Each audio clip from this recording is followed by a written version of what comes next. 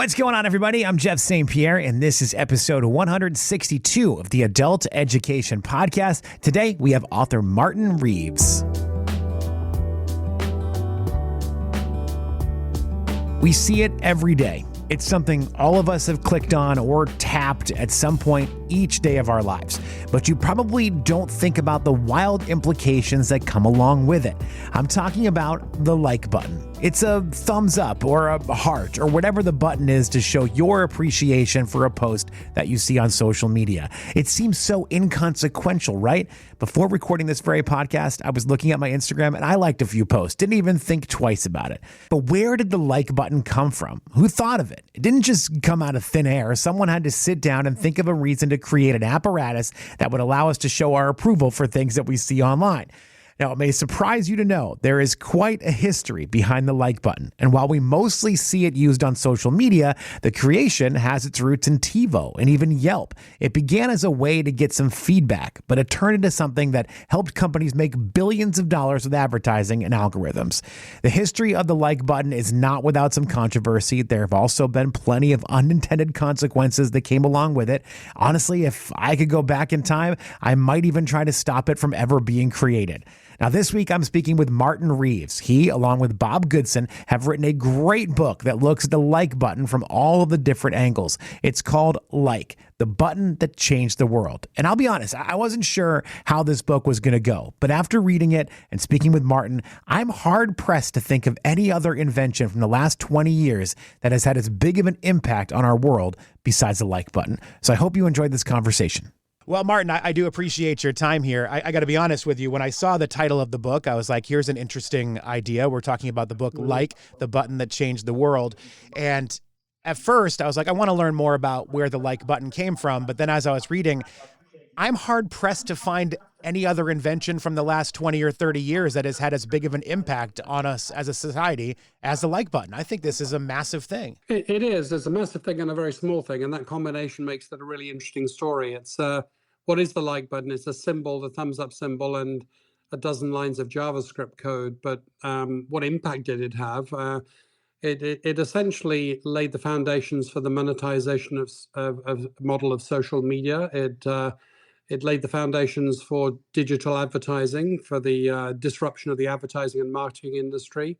It created a host of social side effects. And the story is not finished yet, because if you look very closely, you'll see that there's a like button on your chat GPT. So, what is that going to do, and what implications, positive and negative, is that going to have? So I was just fascinated by how such a small thing could have such massive and unanticipated at the time consequences. Yeah, when you say unanticipated, I feel like that's a phrase that gets thrown around a lot when we talk about Silicon Valley, because they have that whole phrase, what is it, move fast and break things. There's a lot of things that come out of the inventions that we've seen from Silicon Valley that maybe they did not intend for the way things worked, Yeah, and that's not obvious, because at primary school, when we learn about great inventors, we ask the question, who invented that? And it seems like a perfectly normal question. We can say, Edison invented the light bulb and Sir Alexander Graham Bell invented the telephone. Well, my experience, certainly of the like button and of other inventions we looked at, is if you look really close in, it's always messier than that. So we spent 3 years researching who invented the like button, and it's at least 20 companies making their contribution and stewing in the same essential dilemmas of the time and coming up with components of a solution. And we spoke to all of those companies. None of them foresaw the eventual impact of the like button. They were just solving the tactical challenge of the day. So there are a lot of tactical challenges around the year 2000 of essentially trying to set up a two-way feedback loop with consumers without triggering a page refresh, because this was still the era of dial-up internet. And if you triggered a page refresh, which could lose 20 seconds, essentially the conversation ended.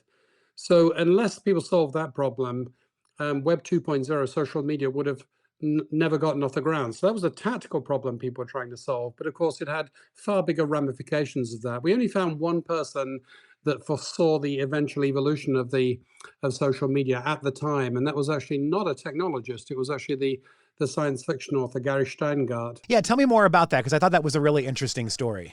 So Gary Steingart wrote a novel called around the time of when all this was happening, called True Sad Love Story, and it's an interesting story. It's about a sort of a middle-aged Russian emigre that falls in love with a younger career woman, and he's old school. He's into literature and so on, culture, and she lives online, and so he wrote about the incompatibility between this couple. And in so doing, he laid out a scenario of what social media would become.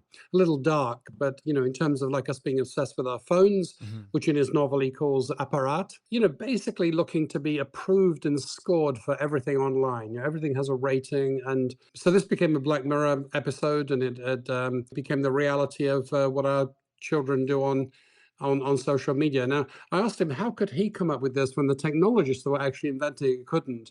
And more or less his answer was, well, I was asking a different question. So as a humanist, his question was not, what can the technology do? He assumed that the technology could do what people claimed it did. He asked a different question. He asked the question, what will the humans do with the technology? And of course, they will do everything human with the technology. They'll lie, steal, cheat, flatter. They'll do the whole human behavioral set.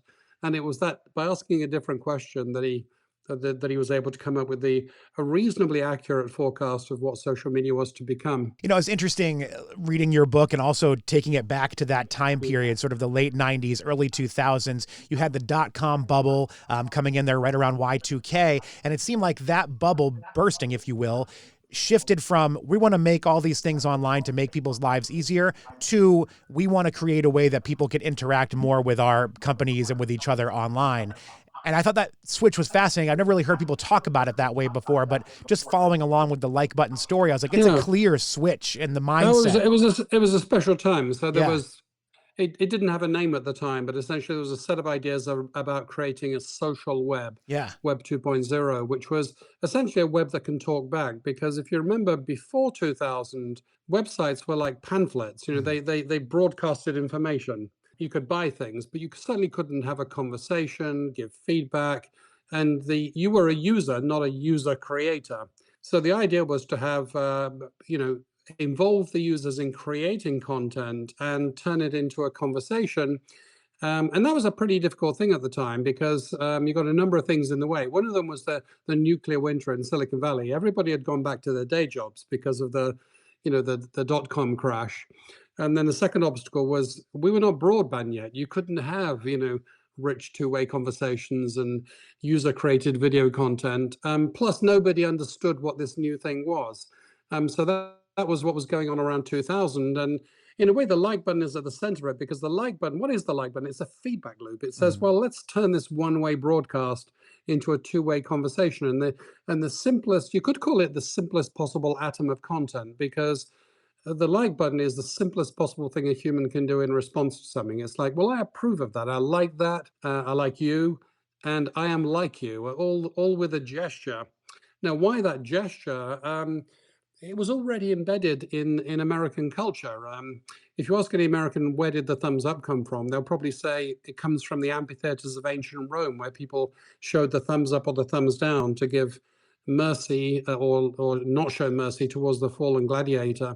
Turns out that that's a complete fiction, that the Romans actually did have thumb gestures for that, but they were probably quite different. They were probably the sheathed thumb to show mercy and the extended thumb to withhold mercy. So it turns out that this image of this thumbs up symbol was a fiction, but of course in language and culture, a fiction which is widely believed becomes a fact. So in 2000, in fact, Gladiator 2, the movie Gladiator 1 was made with Ridley Scott as director that reinforced this notion that it was all about this or this.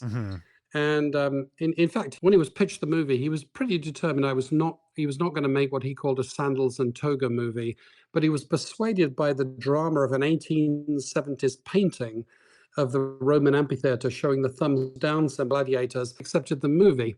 And so this little myth in American culture becomes the thing that the web designers reach to as they look for a symbol to symbolize this two-way dialogue that the that the internet was to become.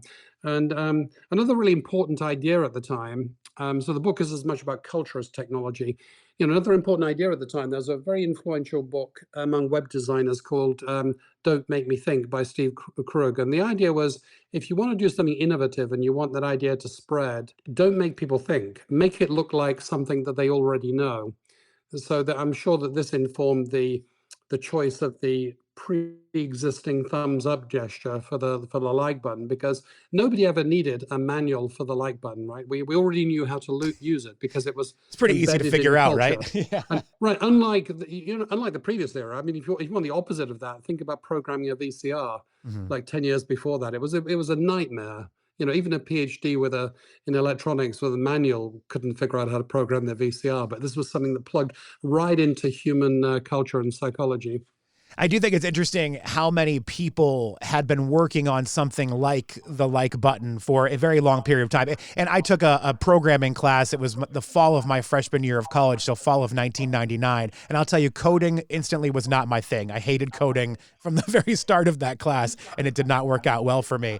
So I know it's not easy to create something like that, but at the same time, to think of how many companies and how many very intelligent people were working on it over this, sort of decade of time, it's kind of fascinating how long it took them to get there. That's right. I mean, it would be nice if we had a hero story. We like hero stories. It was Mark Zuckerberg that invented it, and with great intentionality, and he changed the whole game. But it wasn't. It was an ecosystem of maybe 20, 30 companies that contributed to this, none of whom had any great foresight over what would eventually happen. In fact, in interviewing the pioneers of the like button, um, there was a surprisingly common pattern, which is people couldn't remember the day when they made their seminal contribution.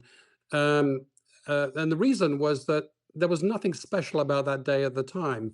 Every day they were solving practical, tactical challenges with their business, and this was just another one of them. It turned out in retrospect to be immensely momentous, but at the time it was just another tactical problem. How could you encourage people to submit restaurant problem of the day? So it emerges that really the deeper lesson, the narrative itself was so fascinating. We wrote about the story, the narrative of the invention of the like button. But the more serious point behind it is, how does innovation really work? And it's not as heroic, individual, planned, intended, and instantaneous as we like to tell in our little hero stories in middle school. What was really interesting, too, is that TiVo, going through the story that you told about the like button, TiVo was kind of the one that came up with sort of the idea of the algorithm as we know it today. Like the idea of, we're going to see which shows you like the most, and we're going to suggest more things to you from that. Like, I think other things that were trying to work on a like button, they understood what they were getting, but they were just looking for some feedback. They were looking for some audience participation. Whereas TiVo seemed to have like an idea on that of like, oh, here's what we can do. TiVo was certainly an early pioneer. So they had, the VCR was probably like the least friendly user invention ever. And nobody could program their VCR. And TiVo's approach to that was to have a handset with a physical button on it, a red and a green button, thumbs up, thumbs down, for I like that and I don't like that. And the idea was that software would collect what you liked and then offer you more TV shows like that one that you could record. Now, it wasn't a fully digital button; it was a physical button that actuated some software, but it was certainly a step towards this. And then you had other pioneers. You had people that were doing link sites, sites like Dig, where users were submitting links to content they liked, and they would do the ranking. And you had sites like, not sure whether you remember the site Hot or Not, is where you voted on whether your friends were hot or not. It was a frivolous site, but there was a technical challenge at the center of that, which is, how could you have instantaneous voting that didn't trigger a page refresh? And the answer was, do it in the JavaScript browser. Don't send a signal back to the server. Now, that was not something that Java was intended for. So there's another little innovation. And so all of these contributions in the melting pot of Silicon Valley, where basically everybody shared everything. That was the culture of the time. They had meetups and like Squid Labs. It was a place where everybody everybody met and swapped ideas. And so that makes it very difficult to say who invented it. And it was invented by a community of people for another purpose, and it turned out to have a bigger and more momentous effect than anybody intended. And so the serious question that the book poses, if you like, is if we accept this serendipitous model of innovation, this messy model of innovation, how would you organize your innovation processes differently? Yeah, and I also wonder, like, what would our digital social media internet life look like without a like button? Like, I don't think any of these companies would have survived without something like this. So it's kind of fascinating to think of where would we be? Like, if you can go back in time and erase the like button, where would our internet presence be without it, right? Like, it seems so tied into everything that we do online now. Well, the like button, both the name like and the symbol, is sort of like a de facto standard internationally. Whether you go to China or Japan, because the Silicon Valley was the pioneer, and companies imitated this. It's like a new linguistic convention: show reciprocity and approval using the thumbs up gesture. Um, but it could have gone another way, and in some cases it did. So a minority of sites have like a heart or another symbol. So we could have ended up with another symbol, or we could have ended up, I guess, with a world where we didn't have that little programming ingenuity around using the browser to do the local computation, so you didn't trigger a page refresh. Now, eventually we didn't need that, of course, because we got to broadband, but certainly the whole social media phenomena would have been greatly delayed, I think, without these innovations. It's in some ways quite pivotal, because social media was a thing, but it wasn't a business, right? It didn't have a monetization model, and so Facebook actually, interestingly, that pioneered the user as the product, as it's sometimes called, model, monetization through advertising, initially opposed the introduction of a like button for many years. So it was absolutely not the company that invented the like button, but their innovation was to turn the like button that others invented into a business model by saying, you know what, if we can have a two-way dialogue with users, maybe the sum total of what they like is indicative of how they will respond to advertising, and maybe that's a better advertising proposition than the sort of guesswork that the industry historically depended upon. So that was the birth of quantified digital advertising, that meant that social media was not just an interesting technical artifact. It became a major business that replaced the profit streams of many of the advertising companies. Yeah, I guess that's kind of where my head was at when I was thinking about, what would the world be without the like button, whether it's the thumbs up or whether it's a heart or whatever it is. Social media and the way that we operate online seems so tied to that response, and their algorithms are tied to how we're responding to what things we're seeing, and advertisers and all of it. It's so tied. And I love in the book how you have each chapter broken down. You have a chapter all about the business of likes and how people have taken the like and monetized from it and turned and it's fascinating, like how it went from a simple, hey, we just want to get your interaction, into we're going to build a billion-dollar, multi-billion-dollar company off of this now. Yeah, absolutely. Another sort of fork in history that we could have had and we didn't was, there's no reason why social media couldn't have been a paid model. The users pay for the service, and you could have had a more user-oriented social media industry. But the like button and the advertising supported business model was the way we went. And it's fascinating, just the new business ecosystem that built up around this. So initially, this local browser computation was essentially to say somebody liked something, show that to the person who was liked and the person who liked, and that was it. Now, to turn that into an advertising business, you have to add back-end software that says, well, what's the social net? What's the like net of each user? So that's massive computations and machine learning. So that whole industry and set of algorithms arose, and then given that the industry had been somewhat successful in doing the apparently impossible, which is luring users to submit restaurant reviews and to create and share content, You then had a whole explosion, a new ecosystem around that. You have, you now have TikTok stars that, 16-year-olds that have, 50 million views and an income of several $1 million. You have digital advertising agencies that do nothing but advise those people. You have, algorithms to measure their effectiveness. You even have academies to teach people how to be, social media stars. And so you have this new exotic business landscape, and of course the forgers. I mean, a like is worth something.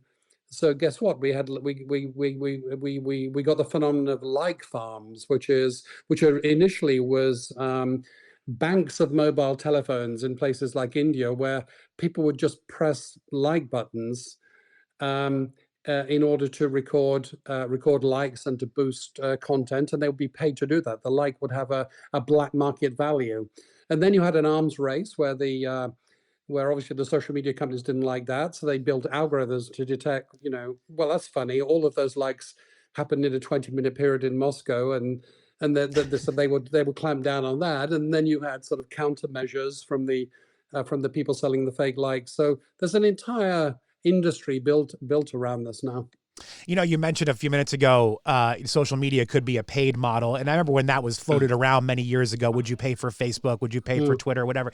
And I was like, I would never pay for social media. But I think looking at how social media has changed into a world where I can open my phone and never see a single post from someone that I actually care about on my social media, I might consider paying for it if I was able to see my actual friends on there. You know what I mean? Right. Like, so it is actually kind of interesting in retrospect to think about that. I might pay for social media to get rid of the algorithm that's being fed by the likes and everything.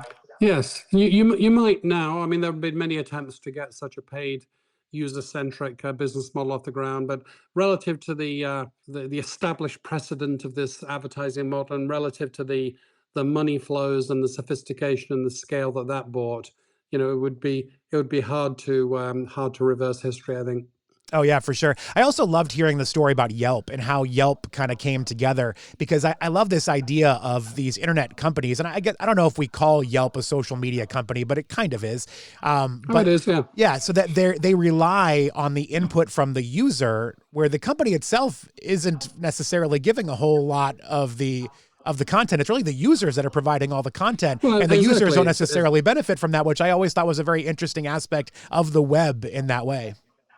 Yeah, well, Yelp, the name Yelp originally came from the ideas of giving a Yelp to your friends, giving Yeah. a call out, essentially asking your friends, hey, I'm standing outside a restaurant. Is this one any good? But the trouble is that the initial business model didn't work. Nobody was submitting content. Nobody knew how to submit content. Nobody had a reason to submit content. And it's a fascinating story. So it turns out that, among the sound of crickets at Yelp, nobody was submitting restaurant reviews.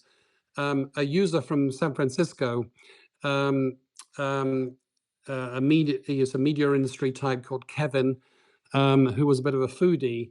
He was submitting review after review, and the strange thing is, it shouldn't have been possible technically for him to submit one review and then the next review. He was using a forgotten pathway in the software to do this, and he was receiving no recognition for it. He was just posting reviews into the ether. So the Yelp, the early Yelp employees went to see Kevin and tried to figure out, like, why are you submitting, a lot of restaurant reviews? It turned out that like it was a fun thing for him to do, and so that they then mentally pivoted to think, well, how can we make this a fun thing to do? And then human psychology kicked in. My co-author for the book is Bob Goodson. He was employee number 1 at Yelp, and he was a trained literature scholar. So he's trained in the humanities, and to him, he recognized the pattern that, okay, this is human reciprocity. This is human reputation. The thing we can do to encourage restaurant reviews is we can give people recognition. Hence the idea of the like button. Recognize people that are submitting reviews. So they reoriented they not only created their own contribution to the invention of the like button, but they also reoriented their business model towards encouraging restaurant reviews, because that was the bottlenecks. They were essentially operating on making people like Kevin, making it more pleasant, more rewarding for them to submit reviews. Now, this seems obvious in retrospect, but at the time it was not at all obvious. I mean, Yelp was failing. Nobody was nobody was submitting restaurant reviews. So that was some early pioneering work in, it's more about humanities than software in a way. Taking some insights into human nature in order to make the social web successful. I found that whole story fascinating. I do want to skip a little bit ahead in the book because you also have a chapter, as you mentioned the phrase unintended consequences earlier in this conversation, but you have a chapter about the unintended consequences. And not everyone loved the like button. In fact, that chapter starts out with how in 2019, the UK Information Commissioner's Office came after the like button. And I thought that was really interesting that you have these, political arms that are saying, hey, maybe this isn't so good for our people here. Yeah, so if in the history of innovation, often the eventual utility is not foreseen. But so how could we foresee the negative consequences? In a way, it's an entrepreneur's job to try new things, but there will always be unintended consequences. And so the question is, how should we work through those consequences? Now, the cartoon version of that problem is, oh, the regulators must have been asleep. They should have clamped down far earlier on. But really, this is too simplistic because nobody could have known. Nobody did know the positive consequences, let alone the negative consequences. So in a way, this is like technology history repeating itself again and again. And of course, there are always many alleged concerns around a new technology. You have to wait for the science to tell you which ones are valid and which ones are not. For instance, in the early days of the telephone, there was a great fear that this would undermine the institution of marriage because random men would proposition married women on the telephone and society would break down. There are all sorts of crazy concerns, and some of them turn out to be valid and most not. So what we say in the book is, this is the eternal problem of regulatory lag. The regulation always lags the effect, and so therefore a lot of what looks like regulatory bumbling is actually the regulatory authorities getting their mind around things and adapting to the reality. It's actually a positive process of adaptation. Now, is there anything different about the like button? I guess so, because it's a digital technology, so it spreads very fast. It was also a technology which was very appealing to young people who are particularly sensitive to cues of social approval or social disapproval. So there was something different about the like button, and I think the regulatory lessons, the unintended consequences chapter on the like button, has a lot of lessons which we could repurpose for AI, because we're just about to see a similar evolution. I think a similar story unfolding with the unintended consequences of mass availability of AI to young people. And you can imagine all sorts of things happening, but how are we going to get on top of what transpires to be important? And I think so one idea is public observatory. Make sure the regulatory authorities are educated early on, because educators are probably the last people in the world to learn about a new technology. Make sure they have access to data so they can see the signals. Maybe don't go for monolithic legislation. I mean, in the early days of seeing a negative phenomenon, you're not sure. So you actually want adaptive regulation. You want to try things, see what works, see what doesn't work. Experimentation in regulation, if you will. And then also a huge impediment, and I'm sure will be repeated for AI, is I think 4 agencies were responsible in the UK. So different people were touching different parts of the elephant, and nobody could see the whole thing. So I think there are some real lessons in terms of not just what innovation is really about, but what the regulation of innovation is all about. Yeah, it'll be interesting to see where things go with technology, because it is, I mean, as we know, and as you know, you've been studying this for a long time, you've been a part of it for a long time, it moves very quick. And it's hard for anyone to get a full grasp of it before we find out about the negative or positive instances that come from it. So it'll be really interesting to see how we continue to grow. But Martin, I really appreciate your time. This has been such an interesting book. Martin Reeves, the co-author of the book, Like, The Button That Changed the World. If people want to learn more about you or find out more about this book, is there a place they can go? So there's obviously they can read the book, like the button that changed the world. There's a book website where they can learn. You can see a timeline on I think it's called the likebook.org or something like this, and you can see a timeline going back to ancient history of all of the things that contributed towards the innovation of the like button. And I write fairly extensively for the Harvard Business Review and Sloan Management Review and other publications, so people can look up other things that I've I've written about. I'm actually on to my next two books Great. already. One of them nearly done. I'm writing a book about the application of strategy concepts to one's personal life. So Okay. personal strategy, personal life strategy. And I'm writing another book on geopolitics and strategy. So they'll be out within the next year or so, I guess. Well, I look forward to reading them, Martin. You definitely have a way with your writing, and I appreciate it. This book really has given me a lot of joy to read. Also some frustration at times, but it's been very interesting to learn through the history of this world that I think most of us know exists, but we don't see it, right? Like we just see it when it hits our Instagram or when it hits our Yelp. We don't see the behind the scenes stuff. So really interesting stuff. I hope people check it out. Martin, thank you again for your time. Thank you.